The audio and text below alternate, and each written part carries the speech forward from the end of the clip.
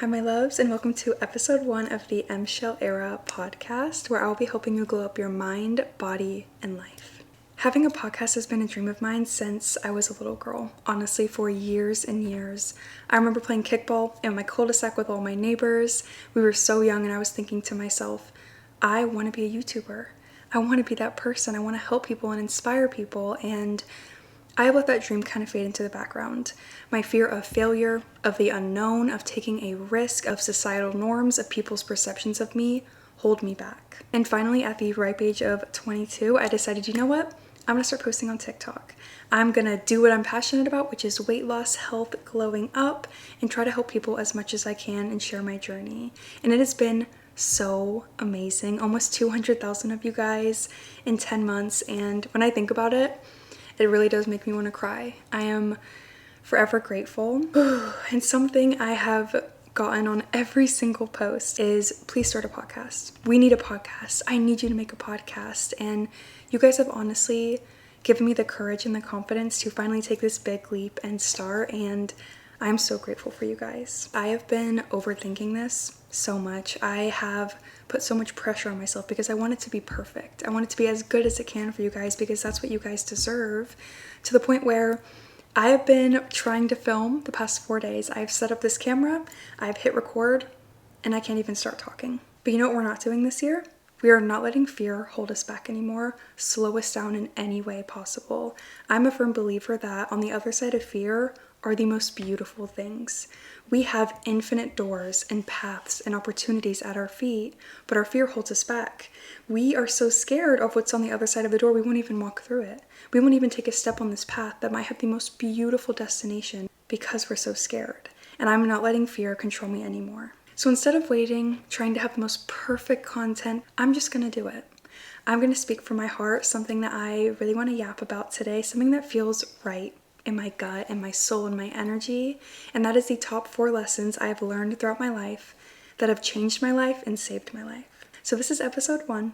Let's get into it. Lesson number 1, your mind can be your greatest asset or your greatest liability. This is something I learned years ago when I was struggling really bad with depression. And when I tell you guys, it saved my life. Not only did it save my life, but it completely changed my life. It healed all of my relationships with my friends, with my family, with myself, food, my body. It truly changed my life, and I will not stop talking about it until it helps change yours. When I was struggling with my depression, I tried everything. Every single therapist I could, my family could afford, every single medication, and nothing was working. I felt something was permanently wrong with me. I felt hopeless. I thought I was unfixable, uncurable, and it was probably one of the hardest things I've ever been through in my life. I truly got to a point where I did not think I could experience happiness ever again. I thought it was a fever dream. I thought it was made up, an illusion, and I was really starting to give up hope. I really wanted to quit. And as fate may have it, I ran into an old high school friend one day, and he was very into manifesting, your subconscious mind, affirmations, meditation, which I felt was bullshit at the time. He really encouraged me to give it a try. He said, Emily, you keep saying you tried everything, but you have not tried everything if you haven't tried this. You need to give it a try. I told him, something is wrong with me that is making my mind work this way, that is making my thoughts act this way. It's not my thoughts, it's me. But I had it completely wrong. It was the other way around. Your thoughts shape your reality. They actually create your reality. They can make or break you completely. So I gave it one last try, a hopeless, unbelieving girl, and I pulled myself out of one of the lowest points of my life with just my thoughts. He gave me a list of things to do, and I started doing my own research as well into rewiring my thoughts, healing my thinking patterns, shifting my entire mindset and perception of things. And at first, nothing felt different. I felt like I was putting in so much work and I was not seeing any results. I genuinely thought I was wasting my time, but I knew this was my last hope. So I kept trying. I journaled every single day, even when I didn't feel like it. I practiced gratitude every morning and every single night, even when it was hard for me to find things to be grateful for. I didn't feel grateful for anything, and it made me start searching for things to be grateful for. I'm so grateful that I have a family. I have amazing siblings. I have a bed. I have a roof over my head. I have clean drinking water. I have warm water in my shower. I started noticing all these little things that seemed so insignificant and unimportant to me that I actually was very grateful for. I started brain dumping all the negativity, all the self-hate, all these horrible thoughts I had onto paper, because putting it onto paper made me stop carrying it around in my mind. I listened to affirmations every morning while I was driving to work. I meditated every night, even when I felt like it wasn't working and I wasn't doing it right. But one day, I noticed a difference. I felt a shift. I woke up one morning and I didn't have these negative thoughts flooding and pouring into my mind, thinking, today's gonna be a long day. Today's gonna be another bad day. No, it wasn't there. It was quiet and peaceful, and it was the most beautiful feeling in the world. It really was. I'm getting emotional again, but I started sleeping so well. I started having better dreams. I started naturally feeling so grateful for things that I never even noticed before. The way I handled setbacks and stress and challenges completely changed. I could literally feel my brain rewiring itself every single day. All this work I put in was pouring out results now. And eventually, I became the happiest and most magnetic version of myself. I became the person I dreamt of becoming that I did not think was possible. It took time and energy and so much patience. But when I tell you guys, it has changed my life forever, I could not be more serious. I started seeing the beauty in life. Every single day, every single moment I experienced, the good moments, I was 10 times more grateful for, 1,000 times more grateful for. And the hard moments, the challenges, the obstacles, I was still grateful for. And I viewed them as lessons and ways to make myself stronger. I started seeing the beauty in everybody, even to a fault sometimes. I just saw the best in everybody because I started seeing that in myself as well. I will 1000% make a video on this if you guys want to hear about the journey. I know so many of us are struggling with depression and anxiety.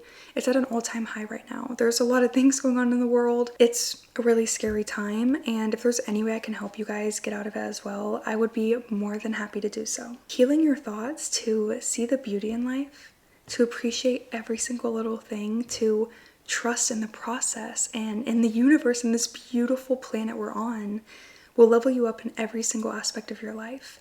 People will be so drawn to you. Millions of doors and opportunities and paths will open at your feet, and you will be unstoppable. Cut out your limiting beliefs, your self-hate, your self-doubt, all this negativity that is filling your mind and your energy with gunk, and you will be able to accomplish everything you want in life. Lesson number 2, everything in life has a purpose, but you are the one who gives it the purpose. I took a philosophy class in college, and I remember one of the stories we had to read and write a paper on, and it impacted me so profoundly. And it was about how every single thing is there for a reason. From the pebbles on the road, to every strand of grass, to the afternoon breeze, to the waves that crash along the shore. It is all there for a reason, and it all has purpose. I remember telling my boyfriend about this. Every single rock right here is here for a reason. It serves a purpose, and he would think, it's just rocks. Or I'd say every wave has a purpose and has a reason for being there, and he'd say, it's the moon causing that. Very logical, which I understand, but he did not understand the gravity of this type of story. But over time, his mindset has shifted. As we spend a ton of time together, he's heard me ramble on and on about this. We live together now, lucky him. He has been shifting his mindset. The other day we were on a walk and there's a beautiful flower and he was saying, Emily, this is here for a reason. This flower is here right now and we're experiencing it. We're seeing how beautiful it is. We're smelling it. We're seeing a little bee fly over to it. It's all connected. Basically, everything is there for a reason, and it makes you see the beauty in everything. It's something that's so overlooked now. Wherever you are right now, whether you're on the treadmill, you're laying in bed, you're watching this on the TV on your couch, you're there for a reason. Every single step in your life has led you here. Everything has a purpose. The couch you're laying on was made by beautiful things from our planet. Those were there so you can have that now. I saw a TikTok the other day about this girl who was talking about how she always sees 111 on the microwave. And everyone knows if you set your timer to 1.5 minutes, you're gonna see 111 at some point. And her friends would make fun of her for seeing it as an angel number, for taking any significance from it. And she said, at least I can turn these insignificant numbers into something significant. Something that gives me motivation, something that makes me smile, something that makes me feel good. She's turning something that is meaningless to others into something so meaningful for her. And I think that is so beautiful. Another example is a long time ago when I was really getting into manifesting, I was asking, please give me a sign. Let me know this is real. Give me hope. Give me something. And that night, I kid you not, I fall asleep. I have a dream where I'm in a beautiful field. I'm surrounded by white butterflies. They are swarming me. They are all over me. And honestly, I was kind of freaked out. I saw this SpongeBob episode when I was younger about butterflies, and they freaked me out really up close. So I was kind of freaked out about it. As the week went on, I would go on hawker walks every single day. If you're from my TikTok, you know me and my hawker walks are like this. On these walks, every single walk, I would see a white butterfly. It would be flying right next to me, almost walking with me. It'd go across me, or I'd happen to look down at a flower or a bush, and it'd be there waiting for me. And I started noticing it. It was kind of crazy. And I told my boyfriend about it. His reaction, Emily, white butterflies are common. They're everywhere. It's normal. But then I got sick. And I'm bedridden for like 3 or 4 days. I could not get out of bed. And I'm sitting up and I'm on my computer watching YouTube or something. And I look out the window. I'm miserably sick. And a white butterfly is hovering at the window the second I look. I got chills all over my body and I knew this was a sign. Whether anyone else believes it or not, it is a sign for me, and I'm assigning purpose to this. So since then, I've kind of kept it to myself. I have given it purpose for me. It doesn't need to have purpose for anybody else. I take it as a sign. It makes me smile. It makes me feel like I'm in the right place, and that's all I need. But my boyfriend and I have been going on walks together the past couple weeks, and guess what? A white butterfly is always there. And he's even been pointing it out. Emily, you're right. The white butterfly always comes over to you. It is always there. We stepped outside the other day. We were doing boxes in the trash can and it was really cold, so we did not go on a walk. And a white butterfly was by the trash can. He knows it's a sign now. He freaks out about it. He thinks it's crazy. When we go on our walks now, he's waiting for the white butterfly to come up. I can go on and on about this, but basically what I'm trying to say is something that others can overlook. Something that others will brush off as common and not that cool. You're not special. Has a lot of meaning to me now. It gives me a little boost. Like, this is all right. It gives me purpose as well. You create purpose in your life. You make things purposeful. And by doing that, you will feel like you have purpose too. Purpose is what drives us. It's what makes us human. It's what provides so much happiness. So do not let anybody discredit what you find purposeful. What you think is a sign, what makes you feel like you're in the right place, what gives you confidence and a boost to your day. Be a little delusional. Be whimsical. Be happy. Life is so beautiful. Lesson number 3, how you treat and view yourself is how others will treat and view you. When you do not respect yourself, you cannot expect another man to treat you with the respect that you deserve. When you do not view yourself highly and think you are deserving, then you are going to get a man who does not view you highly or think you're deserving. The more you pour into yourself, the more others will pour into you. And that is what they always say.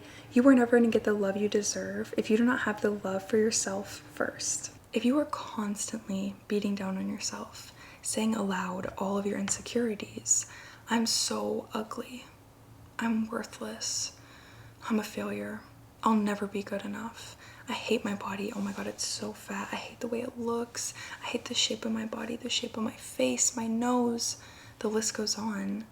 Not only are you teaching yourself that's how you look and that that's who you are, but every single time you're saying it aloud, you are reinforcing that thought. You are strengthening that thought and teaching yourself to believe it. But what's even worse is you are now teaching others to see that in you as well and to believe that about you as well. Now, I'm not saying you can't be insecure. We all have insecurities, hell. I have plenty of my own, and you can't be confident 24/7. That is simply unrealistic. I'll even admit to you girlies, because I feel like this is a safe space, I was bullied really badly for my teeth. I have big teeth and my thighs all throughout middle school, elementary school, and it's something I've always been very insecure of. It actually threw me into my eating disorder, And I have dealt with that my whole life. I feel like my cheeks are really puffy. I don't like my teeth, the way my mouth moves when I talk, my posture, my body sometimes. And that's okay.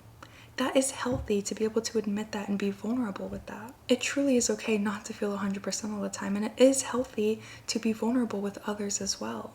Your boyfriend, your girlfriends, your family members, whoever it is. That's what they're there for. We are here to build you up, to bring you up when you are down, and to remind you how beautiful and loved and important you are. Even my girlfriends, every time they're picking apart themselves, it doesn't change how I view them. I still see them as the most beautiful little angels in the world, and nothing will ever change that. But there does come a point when these insecurities aren't an emotion anymore. They become a part of your identity. You let them completely consume you.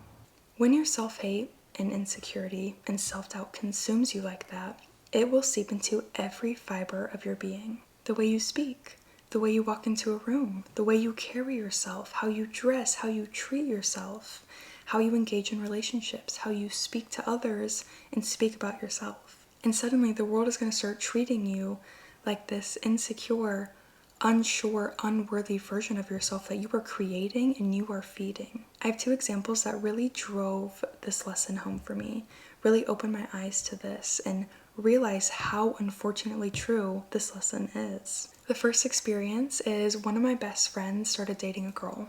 She was beautiful, would walk in a room, light the room up, most magnetic energy, powerful feminine energy.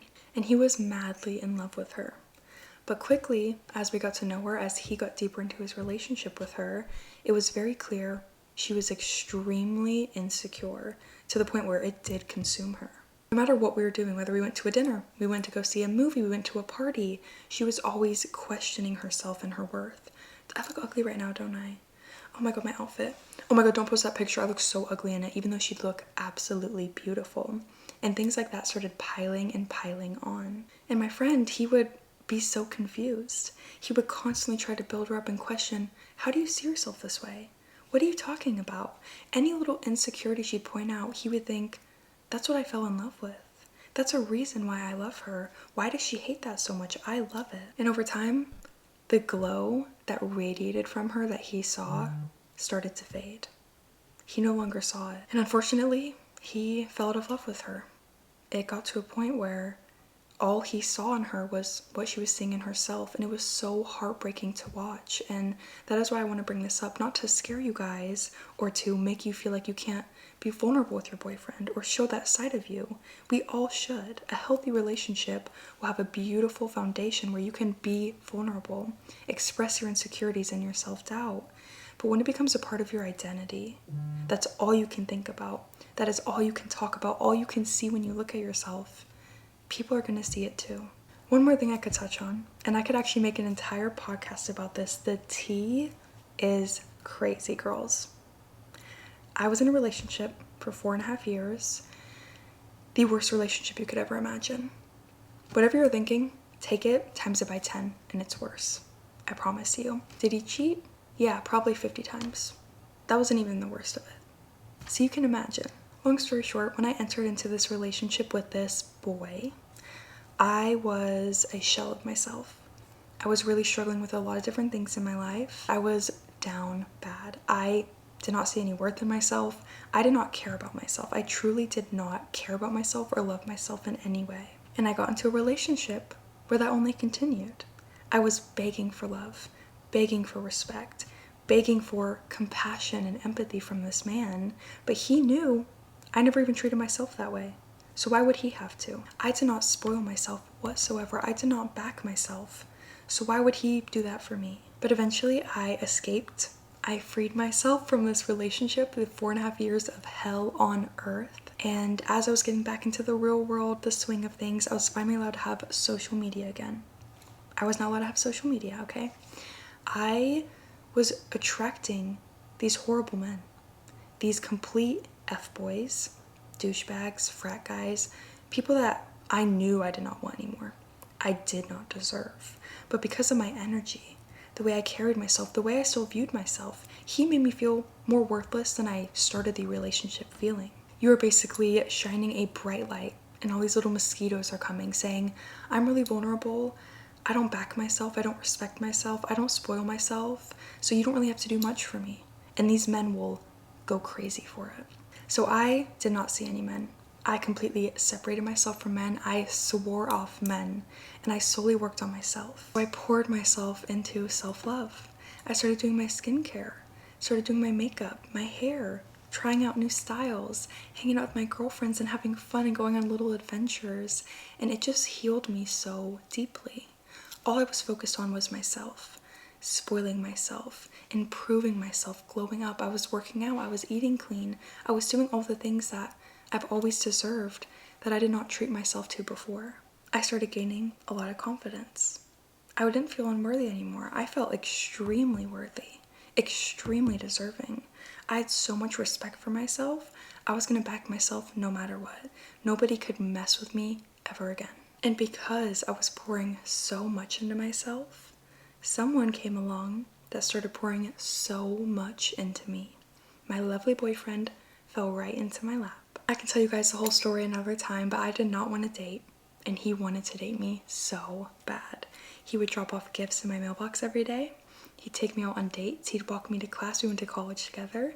He'd walk me home from the library and walk all the way back to the bus stop to get to his apartment. He was putting in so much effort, treating me with a respect and love that no one else has treated me with before. I set the standards. He saw what I wanted for myself, what I knew I deserved, how I treated myself, and he knew he had to do the same and even better. And now we've been together 3.5 years. This has been the most amazing relationship and friendship I've ever had in my life. I truly believe this man would have never come into my life if I didn't put in the time to increase my confidence, my self-love, my self-compassion, my view on myself. You really do attract what you are. And if you're wanting a good man who will spoil you and take care of you and love you through everything, you need to have the same for yourself. Moral of the lesson is I was treated my best, respected the most, and loved the highest when I found peace and love within myself. So a couple of quick things that helped me gain the confidence in myself again. Know I am worthy, deserving of love, and falling in love with myself. And I can make an entire podcast episode on this. But the first was journaling, of course. I would write down every single insecurity I had, every single bad thought I was having. And I would sit there and I'd read it. And I would pretend I'm saying it to my sister or one of my best friends or my mom. I would be disgusted, beside myself, if I had to say any of these things to someone I love in my life. So why can I say it to myself?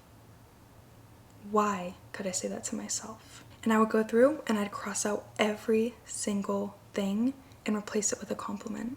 Something I'm grateful for, something I do admire about myself. And it healed me in an amazing way. And I started forcing myself to fake it until I make it. It is a real thing, ladies. I promise you. Like the negative thoughts, every time you're saying it aloud, you are reinforcing this thought. You are strengthening this thought pattern. So by faking self-love and confidence, you are teaching your brain to work that way. Every single time I'd go out, I'd look in the mirror and I would hate how I looked. I would hate my makeup, my face, my body, my outfit. Nothing was right. I looked horrible. And I would look in the mirror, I kid you not, and I would say, damn, I'm perfect. I'm actually perfect. Is this what it feels like to be perfect? I look amazing. Every little part of me looks amazing. I make the outfit. And over time, it started changing how my mind worked. When I looked in the mirror, I still have insecurities, but my mind wouldn't even go there anymore. It would not look for the negatives anymore. It would see all of the positives, and it built my confidence up like no other. How you view yourself is how the world will start to view you, and how you treat yourself is how the world will start to treat you. Engage in so much self-love. Consume yourself with it. Be your biggest hype man. Be your own biggest fan. Back yourself no matter what. Know that you are the main character in your life, and you always will be. Nothing can take that away from you. And if you are lacking some self-love right now and some confidence, know that I have confidence in you. I love you so much. You're watching this video for a reason. You are powerful. You are ethereal. You are magnetic. You are able to do anything you want. Every choice you have made has led you to this point in life. Look around. Look what you've accomplished. Look what you've done. You are an amazing friend. You're an amazing daughter or son or girlfriend, family member. You have impacted people positively. You have made a difference on people's lives. And if you ask any of your friends, any of your loved ones, they will see you so highly and love you so much. Take that in and internalize it. Know that you deserve to love yourself as well. Lesson number 4 and the final lesson for today's episode. If you are waiting for the motivation to start something, you will be waiting forever. You've probably heard this before, but it's discipline over motivation. And everything in life, especially when it comes to leveling yourself up, losing the weight, slimming, toning, snatching your body, your career, your education, your relationships, discipline over motivation is always the best way to go. And if you want to level up in any single way, whether it's your body, you want to lose some weight, get tight, toned, snatch, you want to have a better career, you want to ace your education and get a lot out of it, whatever it is, discipline will always be motivation. I personally view motivation as an emotion. It really is an emotion. It is temporary. It is unreliable. It goes just as quickly as it comes. There are plenty of different ways to become disciplined, to get some willpower and self-control and achieve anything you want in life. And it really depends on the person, on how you operate, on what gets you going. But the trick, romanticize literally everything. Romanticize your habits so hard that they become enjoyable. This will make you fall in love with all the hard work, all the sacrifices you have to make, and all of the amazing results you receive. This will turn your habits into who you are, into your lifestyle, and not just what you do. For example, when I started my weight loss journey and my fitness journey, it was very hard for me. I don't want to do all these things. I don't want to go work out. I don't want to sweat. I don't want to get out of bed early. I didn't want to diet. I didn't want to have to cook all my meals at home. I didn't want to have to skip out on my sweet treat at night and fall asleep hungry. But I made it aesthetic. I romanticized it. I made it a ritual and a routine for myself. And I've now lost 25 pounds. Turned my body into something I was deeply insecure about, something I hated, into a body that I always dreamed of having. From cute workout sets to my delicious iced coffees every morning, my green tea at night instead of my sweet treat with jazz music while I do my skincare, my yoga at night and my cute pajama set, music that makes me feel good, just romanticizing everything and making it enjoyable and beautiful. You will seriously fall in love with putting in the work and making these sacrifices and challenging yourself, pushing yourself, bettering yourself if you romanticize it. And I've gotten to a point where I do not need motivation at all anymore. It is a part of my lifestyle. It's what makes me feel good. My body craves daily movement and exercise. It craves healthy, nutritious foods, and I don't even want unhealthy things anymore or fast food. I don't have to make a conscious effort anymore to lose the weight and feel my best and look my best. I have made it a lifestyle. I genuinely have started living in this skinny girl lifestyle. I think I've been mastering it and I have finally stepped into it, and it has made everything amazing. It came from discipline, not motivation, not toxic motivation that's trending on TikTok, no. It came from my own willpower and my want to be better that was so constant, it overpowered every excuse I wanted to make, every emotion I had, every obstacle that came up. I pursued through it. And that is actually what my next episode is going to be about, stepping into your skinny girl era and how to stay there. At the end of the day, life is what you make it. The way you think about yourself and feel about yourself, your world, your relationships, your future, it shapes everything. These are 4 lessons that have changed my life. They genuinely have saved my life as well, have healed me on every single level, and have made the impossible possible for me. I hope these can inspire you or motivate you, heal you in some type of way, give you the push and the confidence to level up your life and be the best version of yourself. Thank you for being here with me and listening to me and giving me the confidence to do this. I am so grateful for you. I love you guys so much, and I'll see you in the next episode.